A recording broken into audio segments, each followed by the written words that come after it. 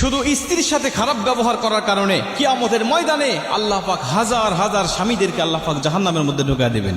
কিয়ামতের মাঠে যদিও তাদের অনেক আমল ছিল, নামাজ ছিল, রোজা ছিল, তাদের আমল নামে হজ ছিল, যাকাতের মতো সওয়াবও তাদের আমল নামে ছিল, কিন্তু স্ত্রীর হক না আদায় করার কারণে, স্ত্রীর সাথে খারাপ ব্যবহার করার কারণে আমার আল্লাহ পাক কিয়ামতের মাঠে তাদের ঠিকানা করে দিবে জাহান্নাম। আল্লাহ পাক ওই সমস্ত স্ত্রীগুলোকে ডাক দিবেন, ডাক দিয়ে বলবেন, বলো তোমার স্বামীর সম্বন্ধে তোমার কোনো অভিযোগ আছে? স্ত্রী ডাক দিয়ে বলবে, ইয়া আল্লাহ, হ্যাঁ, আমার স্বামী আমার হকগুলো আদায় করে নাই, আমার স্বামী আমার হক আদায় করে নাই, সে আমার উপরে জুলুম করেছে, নির্যাতন করেছে, সে আমার হকগুলো আদায় করে নাই। আমার আল্লাহ বলবে, তুমি কি তাকে ক্ষমা করবে? স্ত্রী যদি বলে, আল্লাহ আমি তাকে ক্ষমা করে দিলাম, আমার আল্লাহ বলবে, যাও তোমরা দুজনেই জান্নাতি।